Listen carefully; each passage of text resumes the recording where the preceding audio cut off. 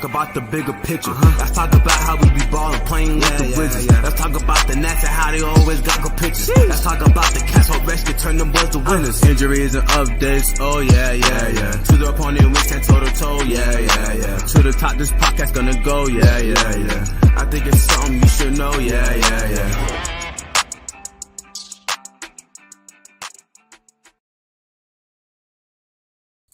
My man, Trev, we're back here dancing. I forgot to put us up on screen. Greetings and salutations. Okay. Welcome to episode 69 of Ref the District. I'm Nathan Perry. That's Trev. Stoner's still out there living his best life with his wife.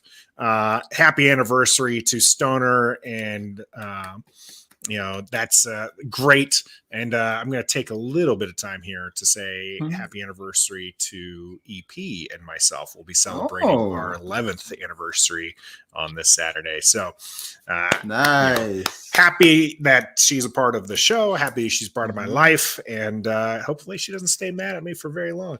Now we're going to go ahead. We're going to have a great show for you here.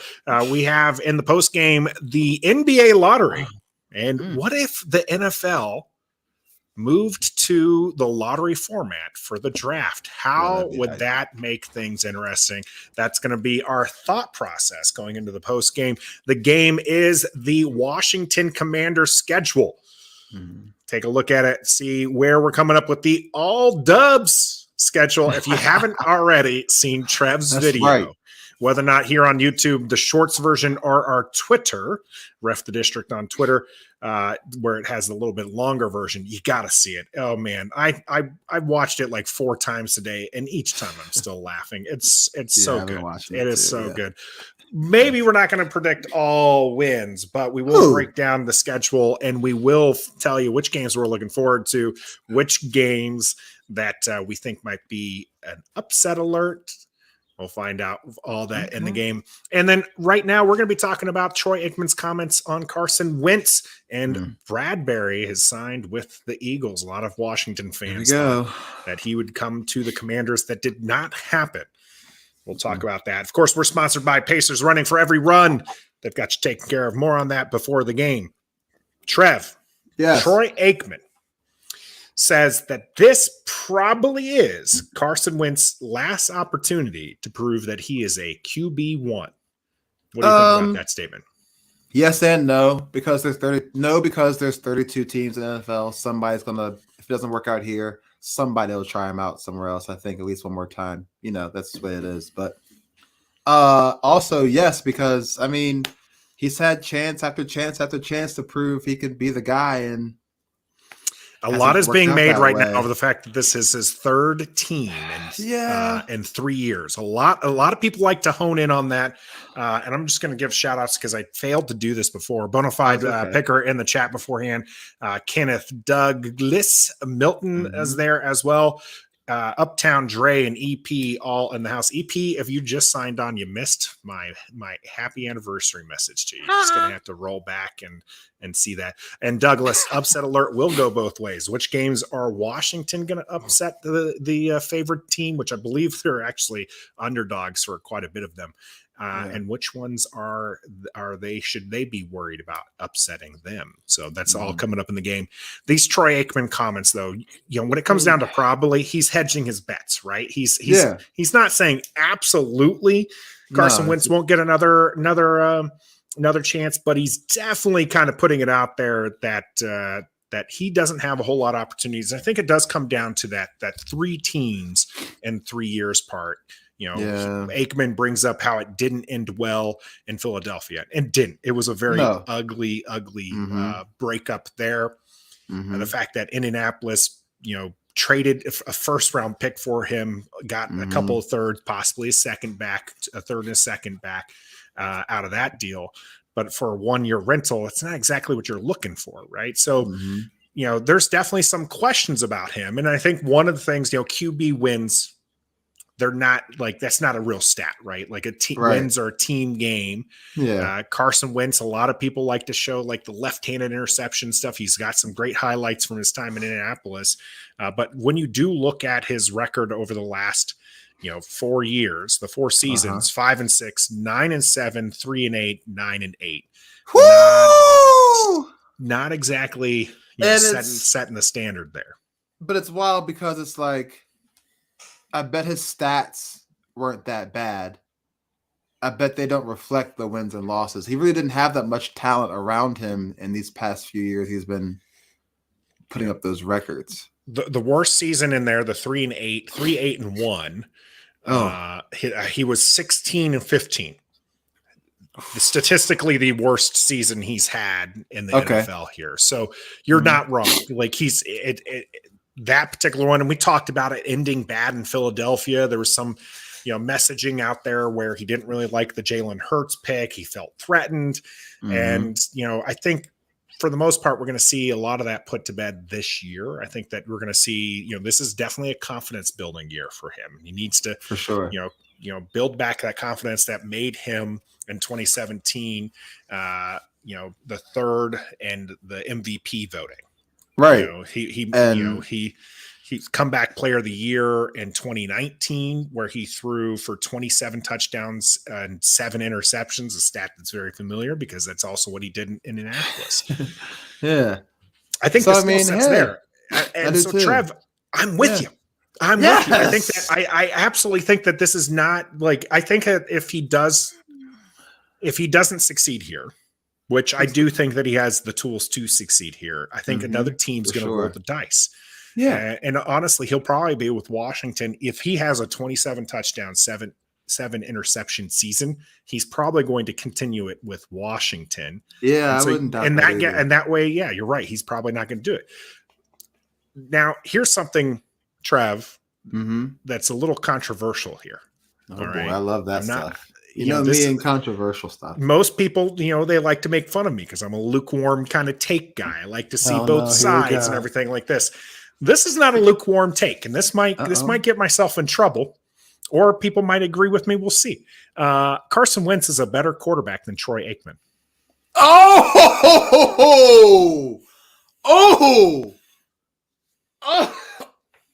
Y'all feel that?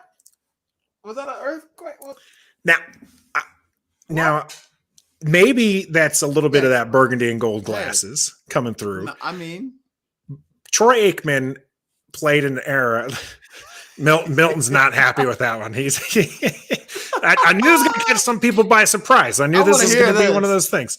When you're looking at it, Troy Aikman benefited from a great offensive line. Okay. Great coaching. He also had, Emmitt Smith, who I think is overrated, and Michael Irvin. I know I'm coming for the Cowboys hard today. Shady Katie, hope you're watching. But when you're looking at it, I already, QB stats aren't a real thing, but once you get past the Super Bowl year, look at Troy Aikman's years, right? So 10-5, 6-10, 7-4, 7-7, 4-7. Even if before those, you're looking at 0-11, 7-8, 7-5. And then it started to kind of click 13-3, 11-3, 10-4, 12-4, were the years where he, that 5-year span he did have. I mean, he has more Pro Bowls. The thing about it is look at, when you're talking about he made X amount of Pro Bowls, and that kind of stuff. Who are the other quarterbacks that year, right? Carson Wentz, I think the quarterback field has grown, and he's going up against people like Mahomes, right? When he was in Indianapolis, he's not going to get the Pro Bowl over Mahomes, over Allen, who those guys just had way better seasons, right? When you look at the NFC side of the house, he's got a better chance. Rodgers, you got you have. So, yes, this year he absolutely does have a better year to get there. And so, even going as far down as breaking out some of the touchdowns and interception stats, how many touchdowns do you think Troy Aikman has his entire career? And how many years did he play? He played from 89 to 2000, so roughly 11 seasons, 12 seasons. My math's right there. I'm going to say he threw an average of 20 touchdowns a year, so I'll do the math. I'll say 300 touchdowns. 165. 165.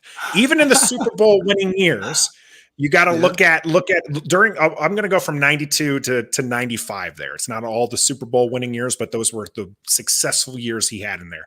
23 touchdowns, 15 touchdowns, 13 touchdowns, 16 touchdowns. And then if the last one I'll throw in there, 12 touchdowns. He only broke 20 touchdowns once, and that was in 1992. Mm-hmm. So, there we go. Uptown Dre gets me. Carson's more talented. Aikman was in a prosperous system and coaching. He didn't need to throw 30 touchdowns and put up 4,000 in any season. You're right. He absolutely didn't. He, much like, Emmitt Smith, benefited from the people around them and were successful as a team, which is what you need, which is what we could potentially have here in Washington. We are going to have it. So when it comes to Carson Wentz, I mean, we're look at the interceptions too, by the way. Carson Wentz, by the way, 140 touchdowns in just the short period of time. Different kind of leagues, right? Right. Yeah, we all know. Yeah, leagues, right? It's more passing attack now and everything like that. But even then, the interception. Don't lie. Yeah, the interception rates. There, the fact that he's Carson Wentz is 140 touchdowns to 57 interceptions. Yeah. 140 touchdowns and 57. So much grief. People like to blow up some of those awful plays, right? He has it. He's a lot like Patrick Mahomes, who's getting some grief right now, because they like to extend plays. They're looking for that big play, and so sometimes those ugly plays are just ugly. Troy Aikman didn't have those, but he did have a total of 141 interceptions. So he's barely above the one and one. No wonder he said Carson Wentz is probably last chance to be a starting quarterback, because he knows what it is. Yeah, and his downhill did start when age 30. He had a good season. Age 31 is when he really started kind of go downhill. Obviously, there's some health issues with Aikman, and yes, Milton, I agree. The leadership is an aspect. Here's the thing: we've been saying this a lot on Ref the District. Okay.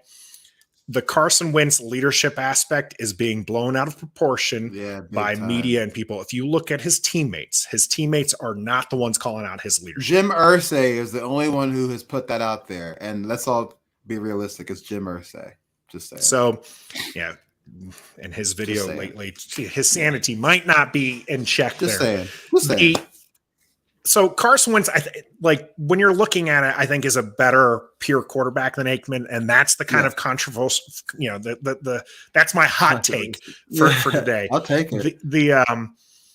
That being said, I see where Aikman's coming from, right? Like if Carson Wentz flames out here, it puts it in question. But I just still think that there's a lot of talent there where someone's going to roll the dice on him. How many times did Fitzpatrick get 16? He's played for almost every team in the league. Exactly. He will continue to find, maybe it's only as a spot, as that bridge QB, right? But people are going to continue giving him a QB1, a QB1 starting position because he just has that talent. He has something that a lot of people do not have, which is talent. Which is talent. Kenneth Melton. Carson was disrespectful by a drunk Jim Irsay. Yes, potentially drunk. Maybe that's a little slanderous, but I mean, he did that video of him singing in the bathroom was something else. Yeah, something else. Bonafide picker. A new era of social media does change the conversation. Good points. Thank you. I'll take it. Absolutely. So. We'll see. Let us know in the comments. Do you think this is Carson Wentz's last chance as a QB1? Trev and I say it's not. We think that he maybe it is because he's going to be so successful here that he doesn't get a chance anywhere else, right? He's going to be QB1 for the Washington Commanders from this season and beyond. That's what I'm talking about. We'll see. Tell you what, let's real briefly touch on Bradbury. Washington Commanders didn't sign him. Who cares? Okay, big deal. No, it's fine. Did we need him? No, we don't need him. We tried to get him last year. He didn't want to come to us. So there's sign number one. Number two, he signed for $10 million for 1 year. He wasn't worthy of that from last year in New York. He stays in the division. Terry McLaurin has burnt him no matter where he's played. He gets burnt. So it doesn't bother me. It doesn't scare me. I ain't worried about it. Good to go. That's all we're going to say about Bradbury. Best of luck with the Eagles. The Eagles do have a pretty talented squad. We're going to talk about whether or not Washington is going to beat them coming up here in the game. The game is brought to you by Pacers Running Stores. Pacers has 6 stores in Northern Virginia and DC. For the best running footwear, apparel, and gear, just stop by or schedule a virtual fitting with the best running experts in the business. Pacers Running exists to help as many people as possible through running. For every run, it's Pacers Running. Welcome back to the game where we're going to be going over the Washington Commanders schedule in full. So we're going to go game by game. We're also going to do a couple different things here with it to kind of spice it up, because I'm sure you've probably at this point, there's been, 15 people plus, thousands of people have put out their schedule predictions gone week by week. So Trev, the first one I want to ask you is, how familiar are you with the schedule right now? You got it up in front of you? No, I don't, but I can if you want me to. Okay, because I'm going to ask you, and this goes out to our live chat and live listeners right now. Which game, which game do you think is a lock to win? Like, there's absolutely zero chance Washington's going to lose that game coming into the season. Which one do you think that one's going to be? Texans. The Texans. That's interesting. Why do you think it's going to be the Texans? Why is Texans the lock for you? They're going through a whole new coaching change, different staff regime, whatever you want the word is. I'm really not sold on Davis Mills. I mean, he started getting better towards the end of the season, so we'll see what happens. They've added some pieces, but I still don't think they have enough. I think they got more competitive, but I don't see them being a threat to really anybody right now. But they are going to be a little bit better than last year, but I think that's still going to be a lock for us. I like Lovie Smith as a coach. I think that he's a lot like Ron Rivera. I think that he can really coach up a team. I do have that as a W.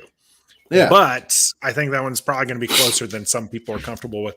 If I had to pick a lock, and the chat's still on the Carson Wentz discussion there. But if I had to pick a lock, I'm going to pick Week 12 versus Atlanta. I just don't have a lot of faith in what they're Mariota. You got Ritter, Kyle Pitts. Pitts is good. Pitts. I mean, I just Drake don't London. think I just don't think they're going to put it together this year. Okay, I think that's going to be another 4 or 5 win team that's just not, not going to live up to, well, there's not a lot of expectations for. No, they're really not. I think some of these other games are going to be a little bit scary, but that'd be my lock for Washington to win. Okay. Is there any game in this schedule that you think is you expect Washington to lose? Maybe not guaranteed, but you expect them to lose. Go against your video here. You got all dubs in the video. At least one against the Philadelphia Eagles. I hate to say it, but I'm expected to lose one against them. I'm expecting to really honestly lose. We'll find a way to lose against Dallas somehow when we shouldn't, because they've lost a lot of good pieces. They really didn't make any moves off season, but we'll find a way to lose somehow. They still have way. An average coach. Yeah, and we do have Carson Wentz. Just saying, being realistic, he could whatever. Another one I'm expecting or maybe thinking we could lose, the best chance. Aaron Rodgers, man. Aaron Rodgers is still Aaron Rodgers. Without Devontae Adams, he's still Aaron Rodgers. So, it doesn't matter who he's throwing to. I mean, that's the only person that lost. Yeah, list all his wide receivers over the years. It's just a bunch of nobodies. That one's definitely a game that I think is probably the closest to being like a guaranteed. Like, we really shocked, I think, Green Bay last year with playing them as close. Yeah. But I think Kansas City and I think it's going to be another one here. Ben Willard says he expects us to lose to the Vikings. Bonafide Pickers takes the 49ers. Gus Bus with the Niners as well. I don't know, Trev. I'm with you on there. Mary W. Mary W. Sorry. For Washington. Jimmy G ain't beating us. Trey Lance for daggone sure ain't beating us. So that one will be an interesting game because it is cross country and it is during the holiday season, so that one will be very interesting. I think that one's going to be one of those games that if they pull out a victory, it'll be very impressive. All you people picked the losses, but none of you wanted to tell us, which which game do you think is a guaranteed win? Make sure you get that in the chat as well. Gus Bus says Debo Samuel and Nick Bosa will beat us. Well, Debo Samuel has to suit up. Yeah, he might be there. Milt wants to go to that Niners game. That one's going to be probably a really, really fun game to go to. Uptown Dre with a great point here. Nothing is a lock with this team until we see consistency in practice, locker room, film room, and on game day. I honestly think the consistency just needs to come on the game day. Right. We're seeing them do the right things in practice. We're seeing that the locker room is mostly together outside of the pain. Allen drama, which seems to be, that seems to be washed away. And so I think once they start putting it on, that stuff on tape, then we'll be good to go here. Kenneth with the Texans is the guaranteed win going with Trev on that one. Douglas has the Falcons as the win. So people are agreeing with us. Gus Bus with the Falcons is a guaranteed win. So that's good to know that we're kind of in the same boat here. All right, let's go ahead and do this week by week. Okay. I have all these fancy little things that I created here. Week 1, it's the Jaguars coming to Washington. Lots being made out of this game because the Jaguars beat Indianapolis. Carson Wentz had that ugly shovel pass and failed to bring Indianapolis into the playoffs because the Jacksonville Jaguars are there. Are you scared of the Jacksonville Jaguars week 1? No. And I'll tell you why. New coach, Doug Peterson. He's coached before, but he's familiar with Carson Wentz. He's familiar with Washington.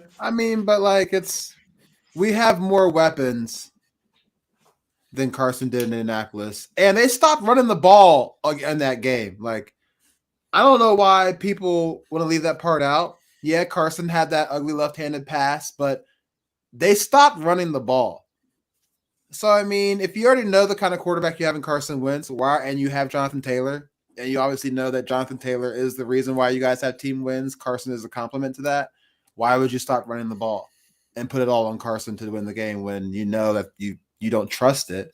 So I think this is an easy dub. I think he shakes those demons back. I think this is a sweet way to kick off season for Carson Wentz.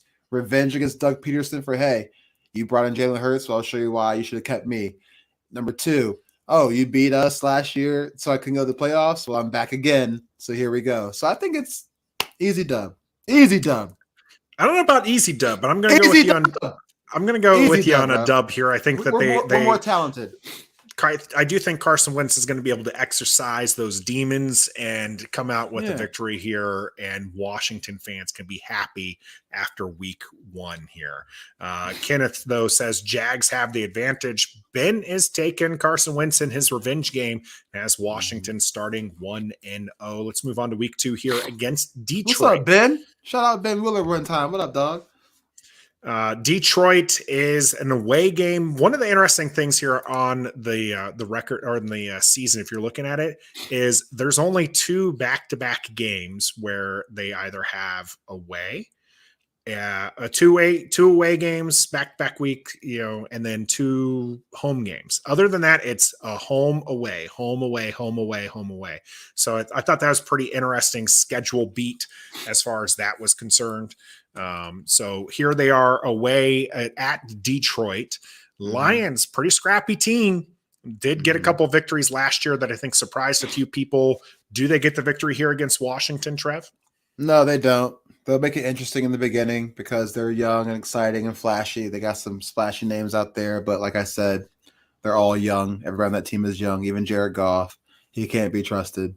We have the better players, the better talent on paper.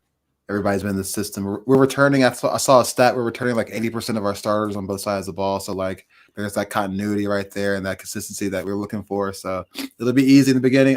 Crunchy in the beginning, but then we'll run away with it. Ron Rivera's team start off a little slow. That doesn't worry you. That's what we'll probably get punched in the mouth in the first quarter, and then we'll come back and knock them out and win the game. So.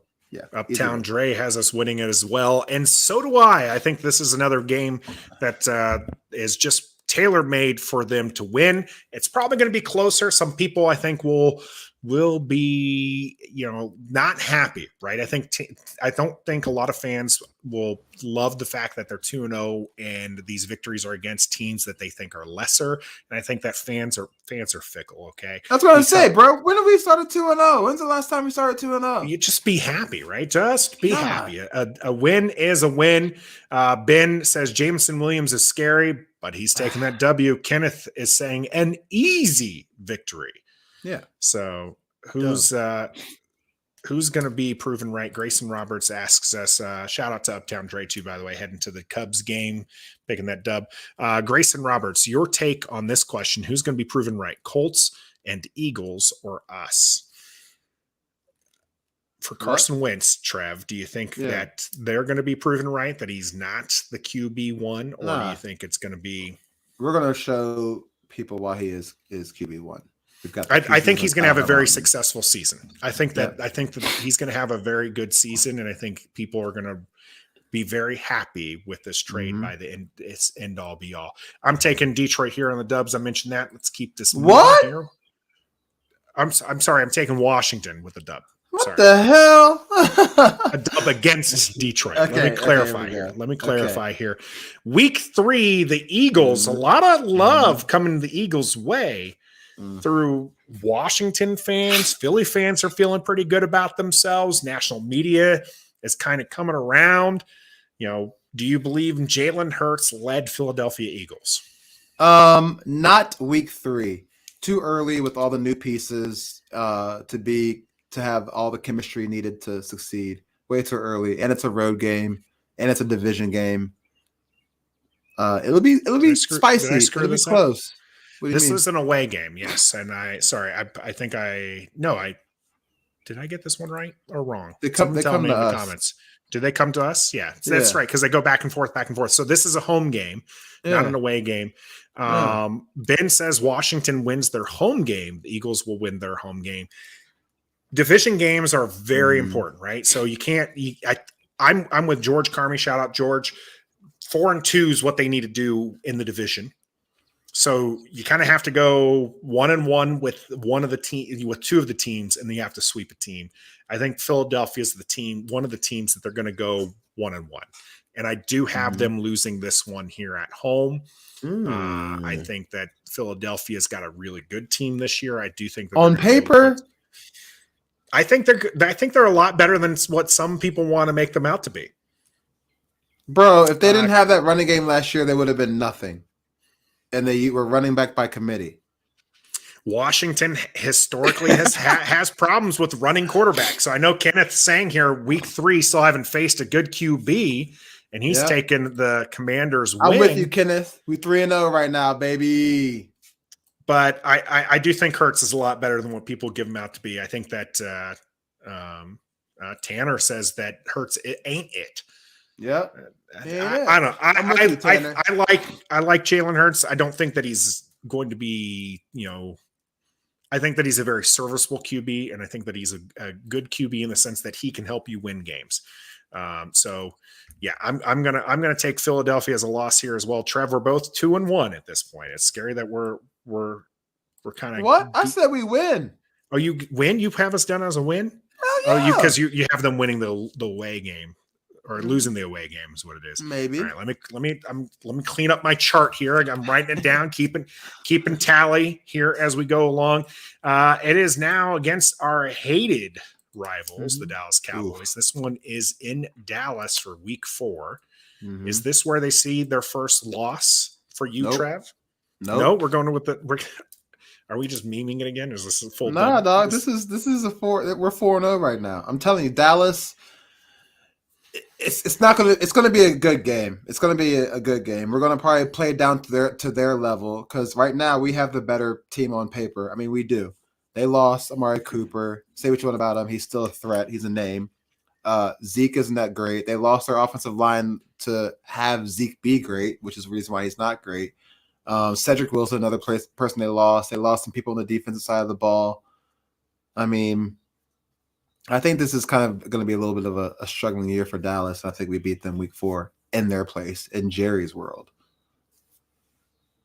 That would be pretty amazing. I would love to see it. I would love to nothing more than to sweep Dallas.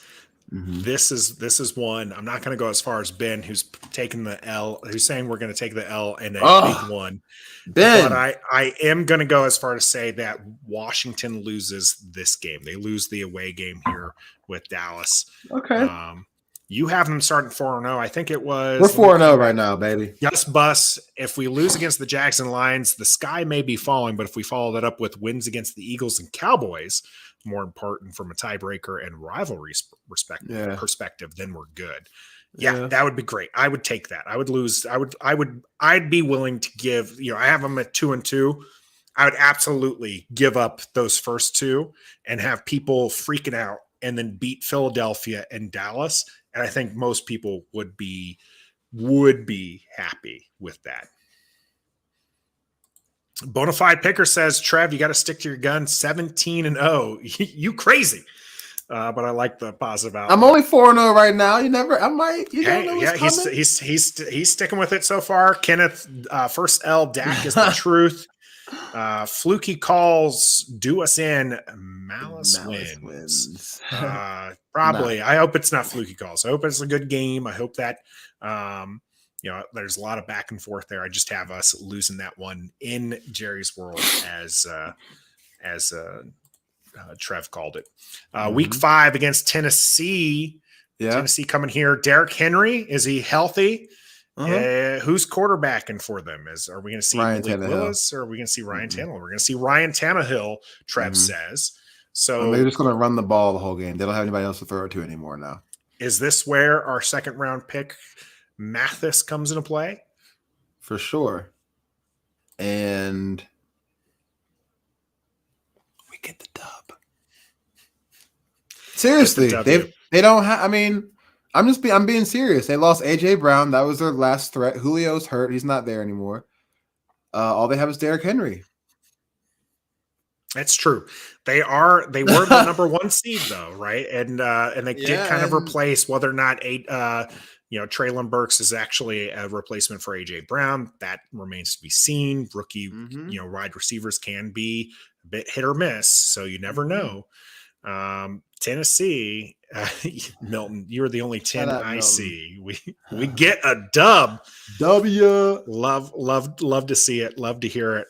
So Trev, you have them starting off 5-0. I'm going to take this as a victory. I do think Tennessee is going to be a very hard out, though. This is a great defensive team. They were, again, first round in the AFC, a very competitive AFC. But you're right. This completely goes through Derrick Henry. Whether or not he's healthy at this point in the season is going to remains to be seen. Who's quarterbacking for them? Is it going to be Tannehill? Is it going to be the rookie Malik Willis? Who is going to be receiving on the receiving end of those passes? Honestly, don't even is the defense going to be as good as it was last year for Tennessee?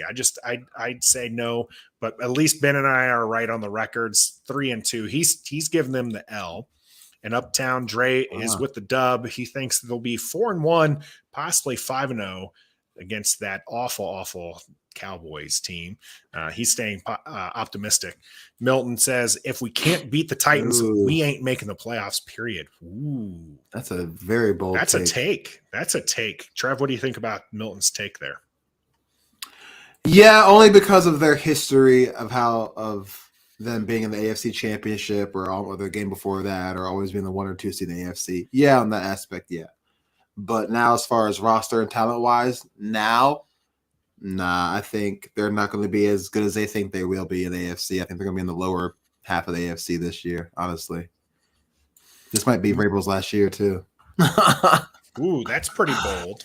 I'm saying, he gets you there and chokes under his watch. You want to make it to the playoffs, right? You want a winning coach to do that. Milton, more on this topic right here. Got to beat good teams or else send it. More on that by the end of this.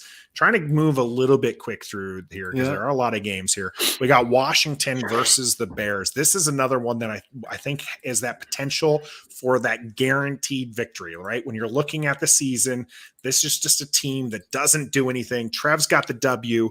Big time W. He's having to start off 6-0. I have a starting off 4-2. So. Shout out Charles Leno. Big time revenge game. Big time dub in their house. Let's do it. All right, we're gonna move on. Looks like we got a lot of people agreeing with us so far. Mm-hmm. Pardon me there. Green Bay coming. Here's the one that we talked about. Is this the guaranteed loss? And this is the one. So you have them 6-0 up to this point. This is where you have them losing, huh? Yeah. We lose to Green Bay. I mean, we just can't figure out to get over the hump and beat Green Bay like we did a few years ago on Sunday Night Football or whatever. But yeah, I think Aaron. Yeah, I think they do it. I think this is going to be another one of those competitive games that they just come up short. I think that there will be one or two calls. Whether maybe this is another one of those Gibson fumbles the ball type situations where kind of has us there. Bonafide sticking with you, Trev. Is that your burner account? Do we have to check this one? You guys are in lockstep there. You and Bonafide. Kevin with the Bears, a candidate for 0-16. That would be a rough one there. Ben gives us the dub, has us going 4-2. I think that was with the previous game. He just said he has it as the only upset of the year is if we beat Green Bay. So upset for Washington. So Ben has us upsetting Green Bay. That'd be great. I think that'd be a good confidence booster when you're looking at this particular slate of games, right? So you have Green Bay, Indianapolis, Minnesota, Eagles. You just finished up with Tennessee and Dallas. Bears is kind of the only one in there that's a little bit reasonable. Like that's a bit rough. Hold on. Gus, what you mean? He ain't quarterbacking. What you talking about gets a chance to what are you talking about? For our audio listeners, Gus Bus with I think Heineke gets a chance to redeem his childhood dream, although at FedEx this time. Nah, dog. Gus Bus has Heineke starting by week 7. Wow, Gus Bus. Another thing overblown about Carson Wentz is injury prone, right? I think that's way overblown.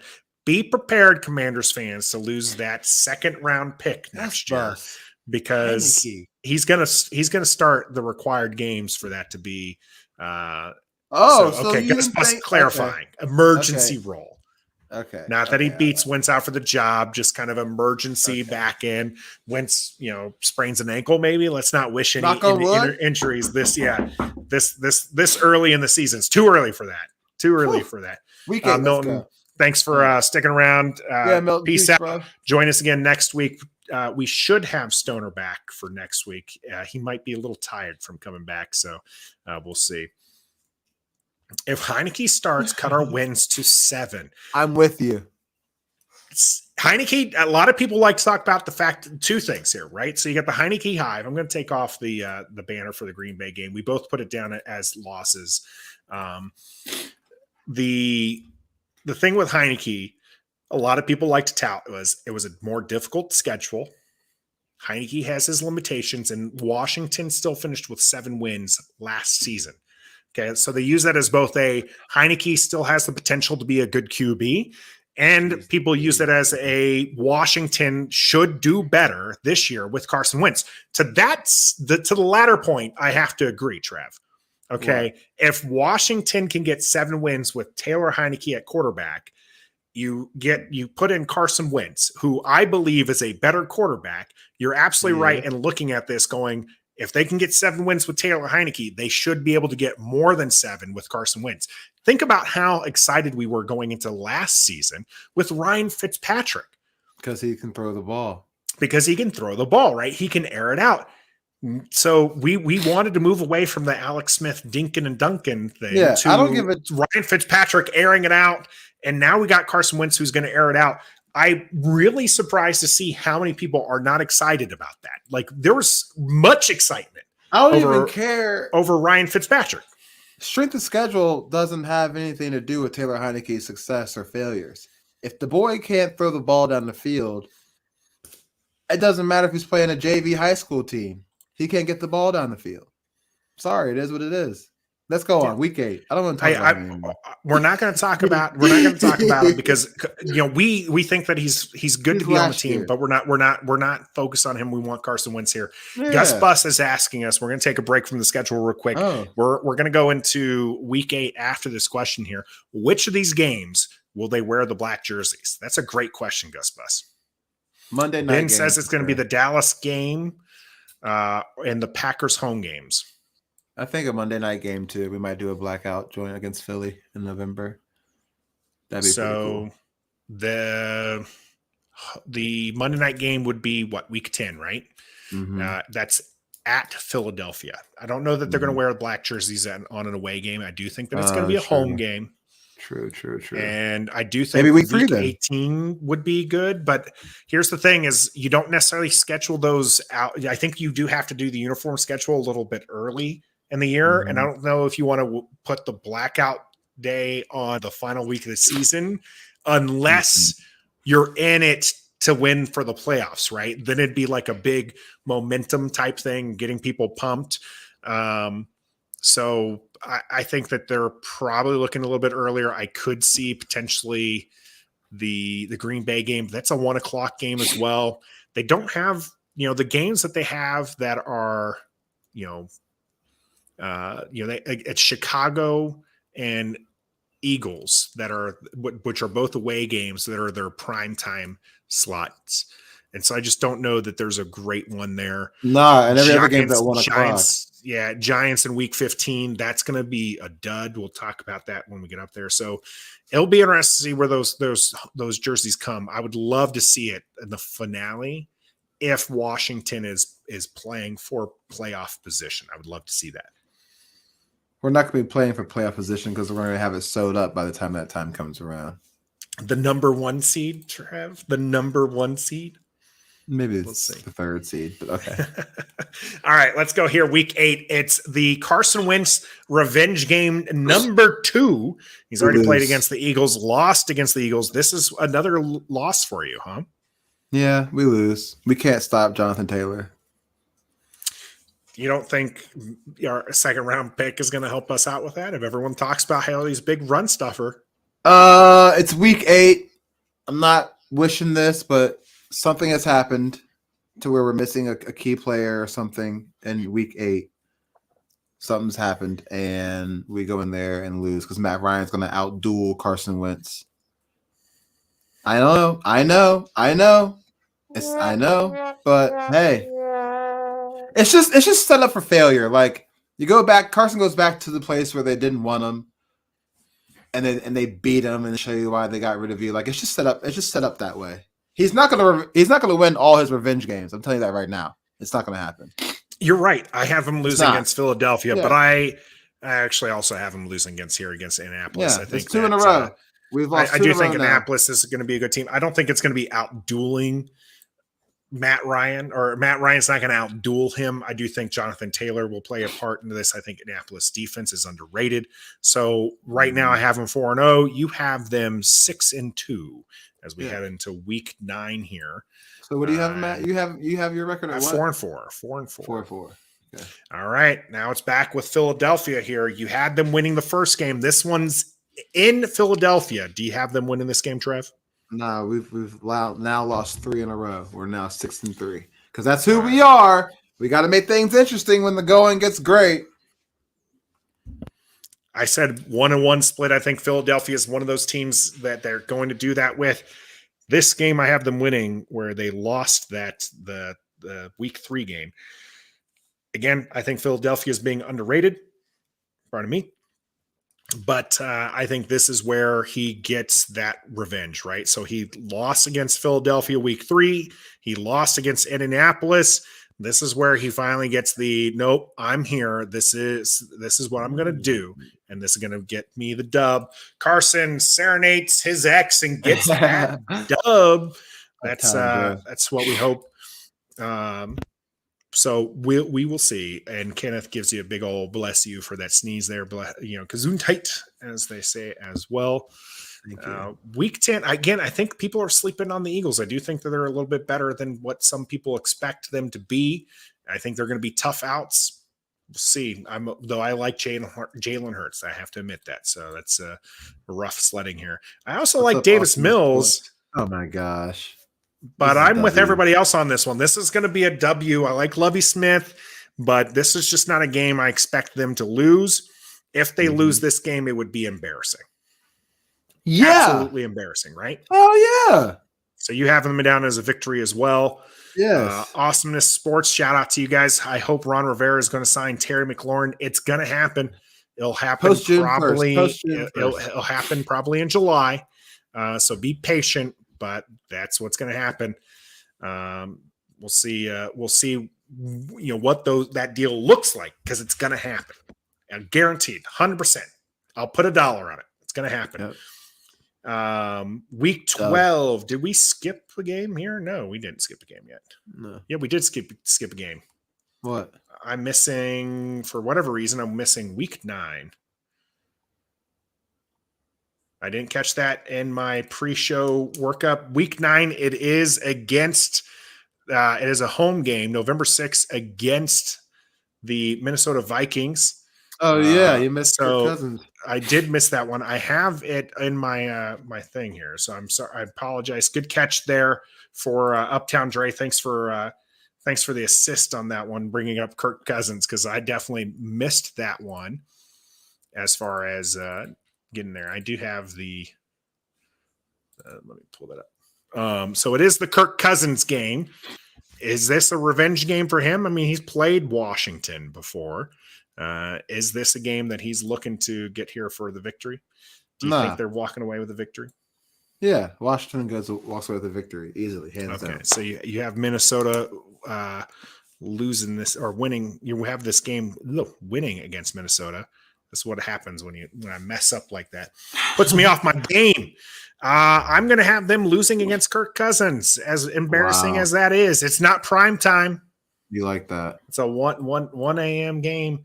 1 a.m., 1 p.m. 1 p.m. game. Okay, this citrus juice has really been getting to me. What can I say? I tell you that. Kevin O'Connell revenge game? Ooh, I like that, but nah. That's good. I think that he's going to have a pretty successful year. I do think Kirk Cousins is not a great quarterback. I think he's decidedly mediocre, but he's going to get the W here. I think they have a lot of weapons. Justin Jefferson is just that amazing. Yeah. It's just that amazing. Okay. That's the thing. So I think that they have the tools, the offensive playmakers to make this game very interesting. We already did that Philly game. So we already did the Houston game. Let's go ahead and go to week 12 with Atlanta. Sorry for the mix up there and for getting not catching that week 9 versus Minnesota, missing on my overlay chart here. Week 12 Atlanta. This is the one I took as the guaranteed victory. I just don't see them being good. I just don't think that I think Atlanta might be one of the teams with Chicago that's in the running for a top 3 pick. They're going to be kind of losing at the end, trying to see who's going to get there. So I have Washington winning this game. The Giants, the first of 2 games, they play them back-to-back-ish, as week 14 is that bye that Trev serenaded us with. This first game here is in New Jersey, not New York, New Jersey. Do you have them winning this game? Yeah. The Giants are going to win 3 games. 3 games? Yeah. Do you have them really that low? No, they don't have any receivers. They don't have any defense. Daniel Toney, Jones they have awful. Toney, Kadarius Toney. You're not a believer in Kadarius Toney? If he's already been in trade rumors before the season has started, I'm not counting him as they have in Kadarius Toney. He doesn't scare me at all. Saquon Barkley does not scare me anymore. Daniel Jones, I don't care if he beats us. We beat him last year, so that curse is done. Yeah, I mean, that's a dub. They have no defense. I do think that this is going to be the year that Daniel Jones proves to people that he is not. Why? He's not. Wow. But he's not. Hold on, Trev. He proves to people that he is not the QB1. Oh, yes. That the Giants are forcing, right? Thank you. I do agree with Gus Bus. I think Dabble's going to be a good coach. I do think that there's some weapons there. I just do not think. Kenny Yes, Galladay Kevin with me. Galladay. I just don't think that they're going to be able to put it together this season, and I think that's going to be okay because it's a rookie season for him. They can him, and they get the QB that he wants going forward. And so I do have Washington with the victory here in week 13. They're on bye week, week 14. Trev, what do you think about that? What do you think about that bye week? Just judging off our history with injuries and all that stuff, that's going to be tough. I know it has its advantages as well because it's right in the crunch time in the thick of things of playoff and postseason play and stuff, but at the same time, it's like we got to depend on our squad to be healthy enough to get us in that good position in 14 weeks straight. And like you said, the schedule is home, away, home, away, home, home, away, away, or whatever. It's so, hey, realistically, I don't like it. But it might work out in our favor at the end. So, yeah, I much prefer like a week 8, week 9, week 10. Yeah, kind of split up the season that way. This is the last week you can have a bye. Is week 14. It's better than week 4. You never want that early bye. I really feel bad for teams when they get those early buys. The one benefit to a late bye like this is that they can get healthy before the playoff push, right? You have them only at 3 losses here, right? So, and I have them at 5 losses. That puts they're in position for a good playoff spot at this point. Okay, with our records. This allows them to get healthy to make that final push. That's the only good thing. Exactly. So well, hopefully that's the case, right? Because if they're hobbling in here with a 500 record or worse, this late bye, I don't know what they're going to be able to do with it. Maybe it pushes them into healthy status and they can close out the year, especially because I got them getting another dub here against the G. Oh yeah, for sure. This is an easy one. Tim with the all dubs. Thanks, Tim, for showing up here at the Tim Sports Talk. Make sure you go out and subscribe to his channel if you have not already. Uptown Dre agrees with me. This is a sweep of the New York Giants.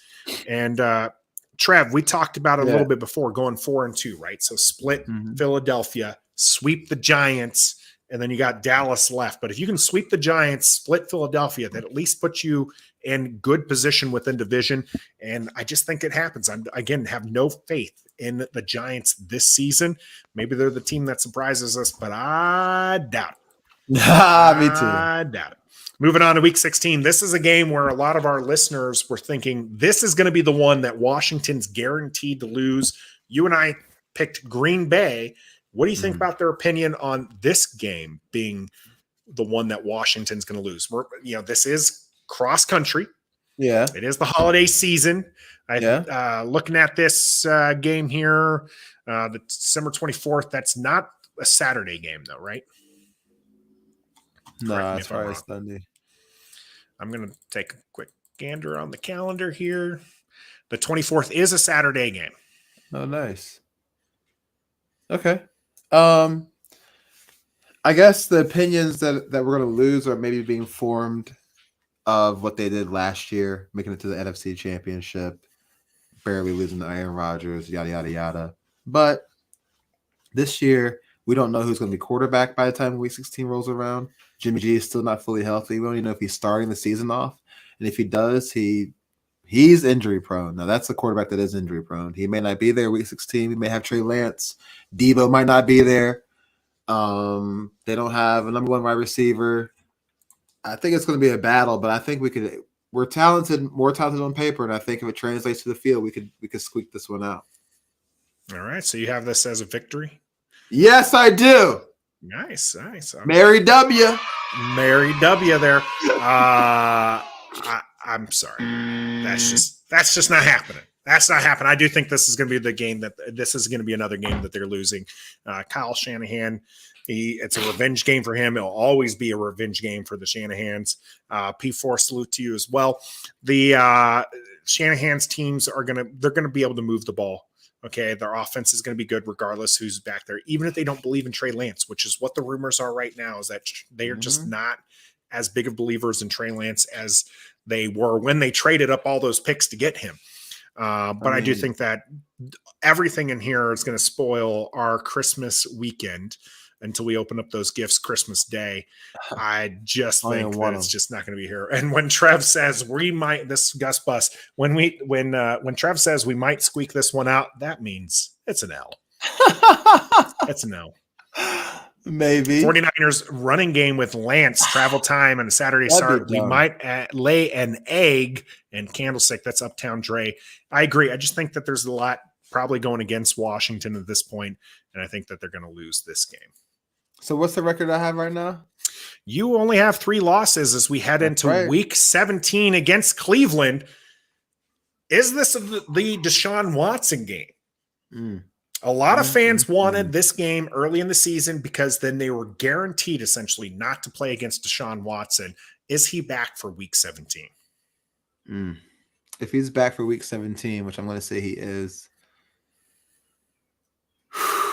we lose to the Browns week 17 at home.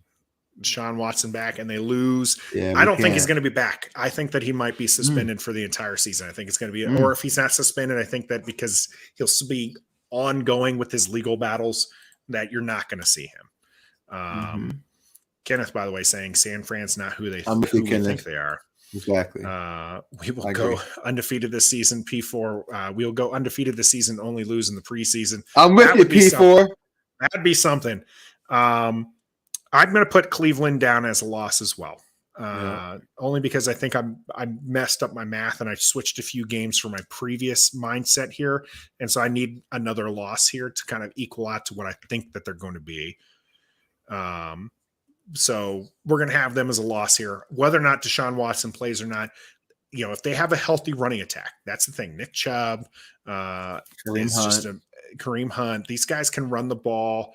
You know, I think that they're going to be there. My buddy Jeremy here, sir, I'm going to need you to take that out of the universe. Watson will not be suspended.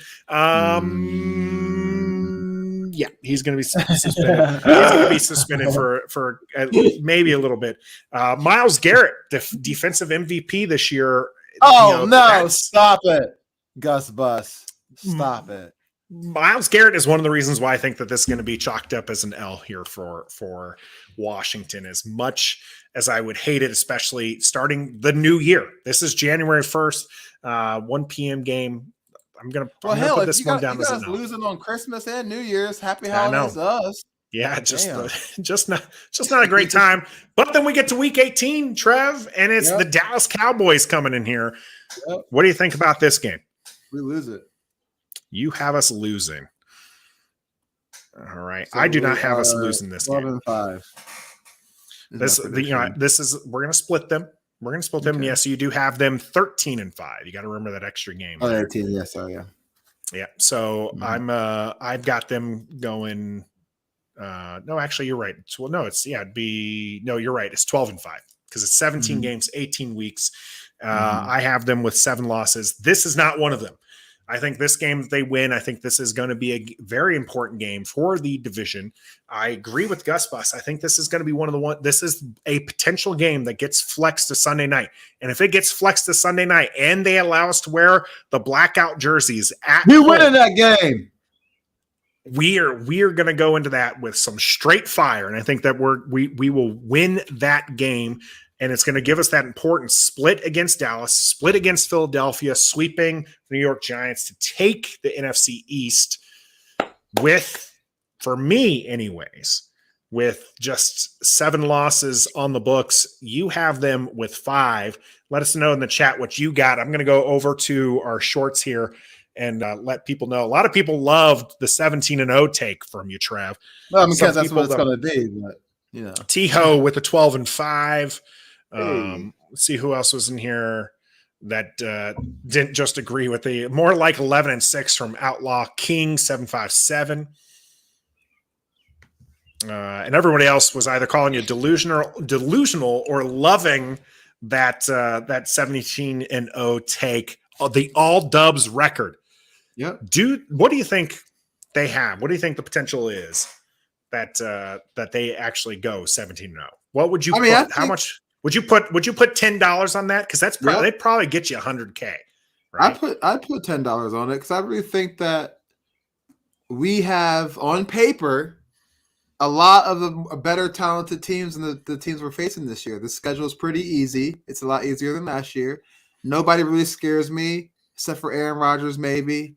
And there's a couple trap games in there. You know how they go. But other than that, I really believe that if everything goes to the plan, we're healthy.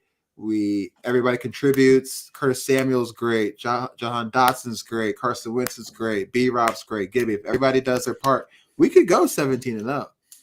I really believe that. I love it. I love to hear it.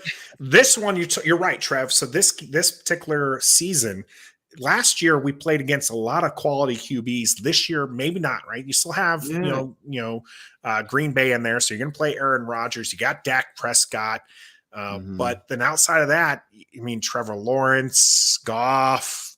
However you feel about Jalen Hurts, Tannehill, Justin Fields. Matt Ryan, Mariota. Kirk Cousins, Davis Mills, Mariota, Jones.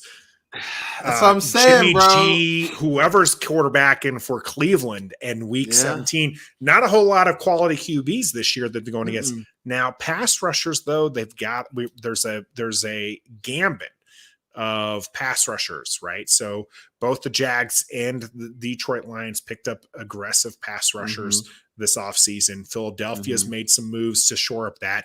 You got Micah Parsons and with the Dallas Cowboys. I've talked about how Tennessee's defense is pretty good. Is that going to be a problem, or do you believe in Sam Cosmi in this line? I believe in our offensive line. It really wasn't that bad last year with the makeshift line that we had. Yeah, we lost Brandon Scherf and Eric Flowers, but you really couldn't tell. I mean, I don't think it's going to be that much of a what's the word I'm looking for?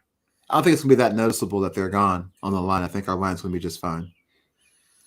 Now, Kevin brings up Chase Young here.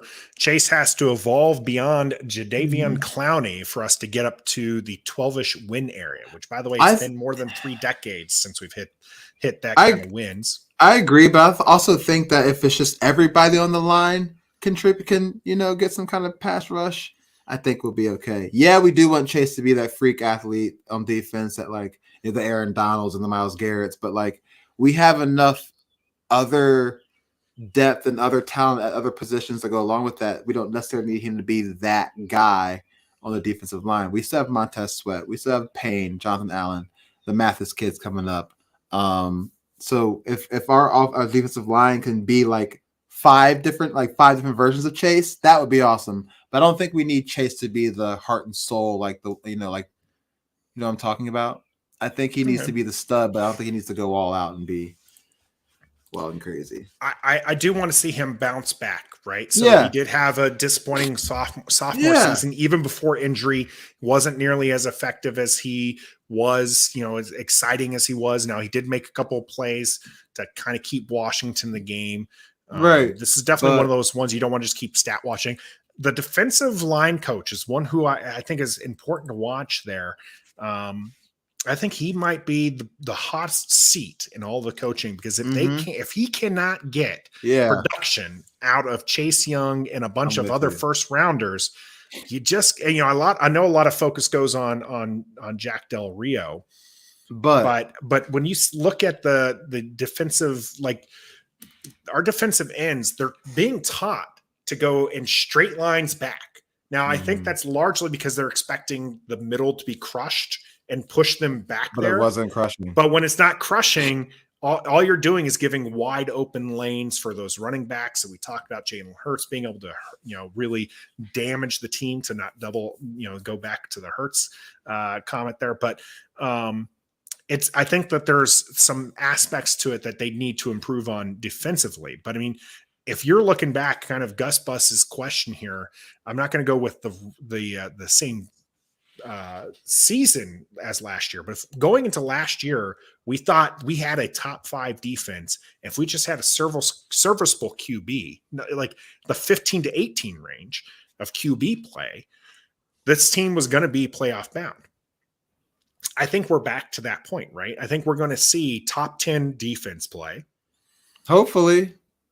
And I think we're going to see good to, serviceable to good offensive play, which is why I'm a little bit optimistic. Now, I know, Las Vegas isn't as high on the team as we are. A lot of the national media have us losing quite a few games. Some of us only 4 games. If we only win 4 games, that's an absolute disaster. And I do expect Ron to be gone after a 4-win season. Yeah. So, but I don't expect that to happen. I do think maybe it's the burgundy and gold glasses. I don't have Seems them on like right a lot now. of our fans seem to be pretty happy with it. So, I mean, I'm kind of. It's just that we thought the same thing with going to get William Jackson and Bobby McCain and to shore up the back end, and the communication was bad. So hopefully that continuity is going to carry over to this season, because if it doesn't, then yeah, everybody's gone on the defensive side of the ball. That is what it is. Uptown Dre asks, "Are we trading Payne or letting him walk and getting that third?" We're letting him walk. I just don't see them signing him after the season. They're not going to trade him away. That's if for them to trade him, they need to trade him in season, right? And I just don't see that happening, especially as well as we're all predicting you too, Uptown, with the season. They're not going to trade that defensive tackle to get there. So I think that they just end up not signing him after the year. I think that they're looking to sign other options and move on from Daron Payne. Kevin, since we ignored linebacker, I'm really hoping we can get Landon Collins back. So here's my take. Interesting. Here's my take. I think that they're not making any more moves until after June 1st. Yes. Honestly. Well, they can't particularly sign Landon Collins back because he was a June 1st cut until after June 1st. And I don't even know if he's going to come back or not, but I do think we are going to add to the linebacking room because we definitely need it. And they've already said that they were looking for veteran leadership in that front. But I think once the June 1st cuts come out, there might be somebody a little bit better than Landon Collins, because we just drafted Percy Butler to kind of fill that Landon Collins role, safety, hybrid safety, whatever. So I don't think Landon's going to come back and play that same role and have to split snaps with the rookie. I don't think he's going to be cool with that either. So I think that draft pick addressed the Landon Collins situation, to be honest. I'm with you, Trev. I'm with you. I think, honestly, the Percy Butler pick in the 4th is what they're looking for, right? So Percy Butler is a coverage safety. He's also somebody who can play, close to the line, downhill runner in that regard. So I just don't see them signing Landon Collins, especially because Landon is so dead set on being a safety, even if it's that Buffalo nickel, that that box safety. I just don't think that they need that. I think that they're probably not now. fine. Not now, not anymore. I do think that they're going to sign a more traditional veteran linebacker who they can get on a cheap deal just to hold them over. I've long said the third safety is more important than the third linebacker, and I think they got that with Percy Butler. As much as I appreciate Landon Collins, loved him coming out of college, happy to have him on the burgundy and gold. I just don't think that he's going to get re-signed here. Kevin, Trev, what's your prediction for not Chris Olave, for Jahan Dotson? He's going to be a stud. He's going to be a stud. He's going to catch 40 to 50 balls for 700 to 800 yards. He's going to have 6 touchdowns. His yak he's going to be really well in yak. I think that's a great pick. At first I was like, what the hell? But then, you do your research afterwards and find out that they were actually targeting him the whole time. So he's going to be a stud. He's going to be great. Another weapon to our offense for Carson Wentz. Happy to have that offensive weapon there. I maybe not as bullish on some of the stats there for Jahan Dotson. I think probably maybe, under 5 touchdowns, probably close to 700 yards. And then you're looking at, serviceable in there. Only 6 touchdowns. Yeah. So he's a bit smaller. And I think that Carson Wentz, when you're looking at, maybe some of the tight ends that we have, that you're gonna lose some of those touchdown plays. So his touchdowns really are going to be coming from the deep rather than from those red zone targets. So Mhm. that's where we're looking at for Jahan Dotson. Douglas asks, did the John Allen having words with Payne on the sidelines play into that decision on Payne's future with the team? I think it provided ammo, but I don't think it was the sole reason. I think the lack of production really might be part of that too, because I think Payne is, out of the linemen we have now, excluding Mathis, I think he's the weakest lineman we have for some reason. Out of the big names, probably. Yeah, I mean, out of the obviously big you got names. some You know what I lower mean? tier guys. Yeah. Yeah, but out of the Bama wall that we're building, I think he's the worst one, if I have to say the word worst. But Douglas, I don't think it played a decision at all, really. I think that if anything, Jonathan Allen would be, advocating for Payne to stay on the team as a friend, as an Alabama guy, the familiarity, and that they're players, right? So I think that there's a lot of probably, love there between them two. I think that they butt heads last year because it wasn't going well. Imagine them in Alabama. It's probably way worse than there. Yeah, and they are actually, people showed video of them fighting in Alabama. Maybe not them directly, but the defensive players fighting in Alabama, even though they had like a 30-plus point lead.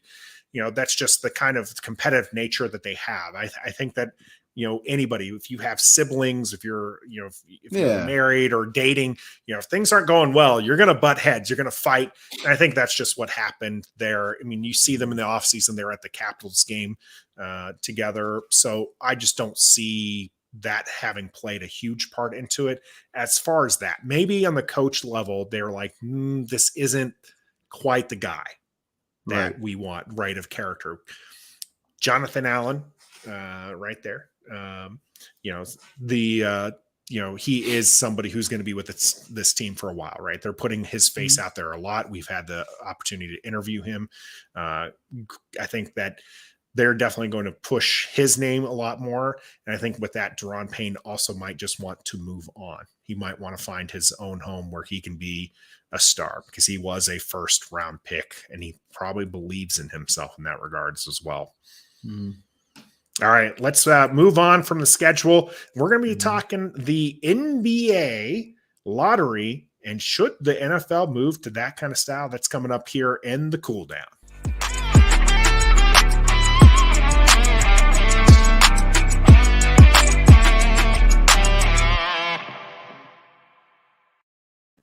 The local team, the Washington Wizards, ended up with the 10th overall pick in the NBA lottery, right about where they expected. And that's with where their record ended up, probably not where fans wanted. A lot of fans would love to have one of those top 4 picks, especially in the NBA, right? The NBA pretty heavy on the top talent, and then everybody afterwards can kind of be kind of a wash or kind of a crapshoot. You got great examples with Washington over the Wizards over the last year.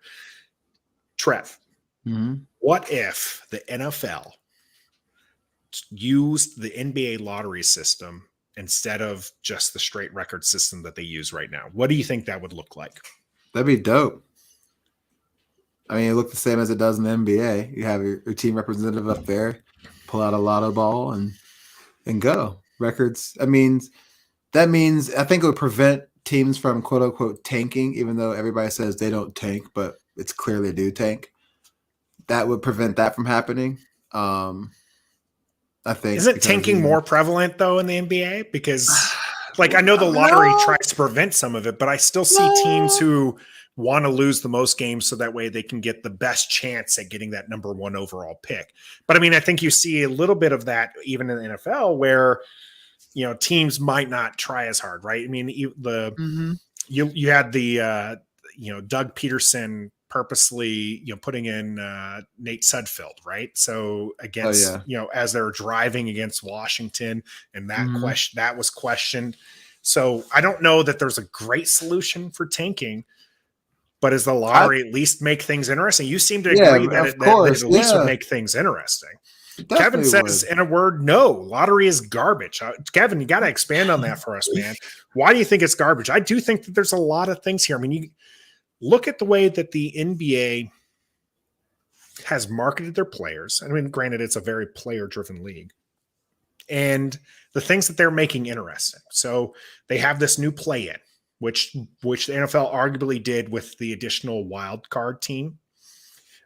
You have the NBA, for their all-star, right? They do the captains who pick their teams. So, and they publicize that, right? That's a whole television, like that gets money that's coming into them. And I think that even the lottery, people watch just literally where they're going to find out for the draft. I think that those things are pretty exciting for the NFL as far as making money, but does it help solve anything? Probably not. I think it'd just be something cool and new to take place. That's about it, honestly.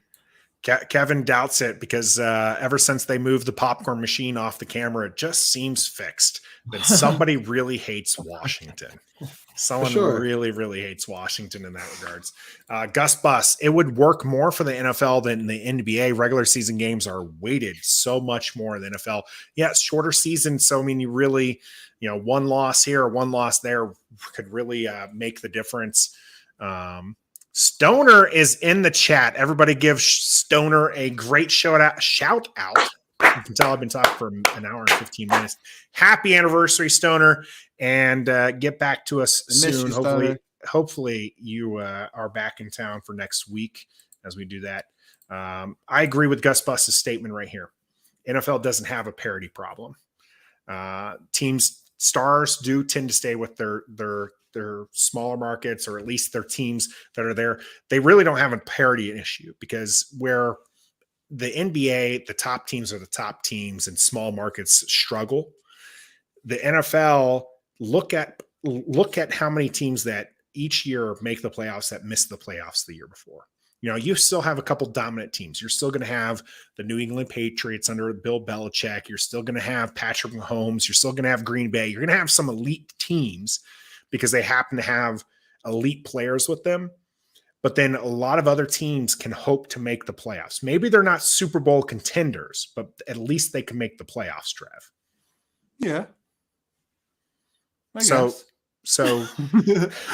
I mean, it is what it is. Yes or no on the lottery system for you? No, don't do it. Shut it down. Just keep it the way it is. Yeah. Douglas says with the lottery, the NFL could you with previous trades have a team that gets 2 top 3 picks? Yeah. Okay. So in the NBA, they have the like protected picks and stuff like that. You'd probably have to institute something there. You would probably have to fix something. Yeah, it's way too more complicated than what it's worth. So no draft lottery NFL. Keep it simple. Keep it simple. Washington with all the dubs this week, all the dubs this season. We'll see if that comes into fruition. We're going to go ahead and wrap things up here. You can catch us live every Wednesday, 7:30 on Wednesdays. I think I said that already. Facebook, YouTube, and Twitter. Next week, we'll have Stoner back with us. Fingers crossed for that. And until next time. What's up? Be a fan.